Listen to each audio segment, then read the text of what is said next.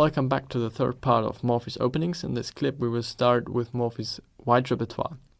Morphy did always play the move 1e4. And in this clip I will concentrate on alternatives to the move order 1e4, e5. So we will have a look on the Sicilian and on the French. But it is important to keep in mind that in almost every game Morphy was playing white, their opponents played e4, e5. In 135 games from the Mega database, the opponents played e4, e5. Only in 15 games they played the Sicilian, and only in 10 games they played the French. Nevertheless, I want to show you how Morphy was handling those openings as well. We will start with the French. After e4, e6, Morphy played d4, and after d5, Morphy played something that might be surprising to some of you, but in my opinion it fits perfectly well into his repertoire. Well, you might guess Morphy was a very attacking player and playing some very sharp lines, like maybe knight c3 or e5. However, Morphy played something else. He played the move e takes d5. Okay, I guess most of you say that's something very dry and it's very drawish. But we have to consider this move under another aspect. Morphy was an attacking player, sure. But if we consider some, let's go for example e5 positions. We always have this closed center. And even though closed center positions might be some sharp attacking chances, might give some sharp attacking chances as well, it is always kind of closed position. And Morphy didn't like closed positions. He knew that his strengths were in open and wild positions. And by taking on d5, he's not playing some dry exchange variation. He's just opening up the center and trying to open up the position in order to show his strengths in those open positions. So he took on d5, played knight f3, bishop d3, he just developed his pieces. And okay, I just don't want to go into detail too much because there are too few games, but I wanted to point out this very important, in my opinion, view on his way of handling the French. He played the exchange line, but not in a drawish kind of way. There got to be some asymmetrical positions as well, and he wanted to open the center. So this is just important to keep in mind. Okay, there are only 10 games against the French, so we don't have to talk about it too much, but I think this is important to keep in mind.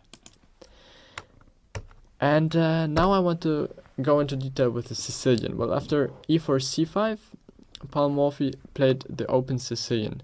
Interesting is to know that he played it by two move orders. First of all, let's call it normal move order, knight f3, and after say e6 he played d4, c takes d4, knight takes d4. However, Morphy also played another move order. He played the move 2d4, and after c takes d4 he played knight f3, and after e6 he played knight takes d4. Well, there is not really any explanation, at least not known to me, why he once played this move order and once he played the other move order. However, it's interesting that in his opinion, Black had no choice after d4, c takes d4, knight f3 to take advantage of this move order. At least it's a temporary pawn sacrifice. So Black could try to play e5, with the trick of course knight takes e5 loses to queen a5 check, and try to keep the pawn. But after e5, Morphy would simply play c3, takes, sacrifice the pawn, and has a kind of a compensation, some kind of a Morphy position. Yeah. However, usually opponents didn't want to go for this. They didn't want to save their pawn for everything. They played the move e6. And after e6, we just transpose to the open Sicilian. Interesting is to see that Morphy had two games against the move bishop c5. Nowadays not a very popular move, but okay, we have very few games in the Sicilian in those times, so theory was not really developed in the Sicilian, and that's why I just want to show you two examples how Morphy refuted this bishop c5 very fast in two games. He played the move 5 bishop e3 in a game against Paulsen from 1857.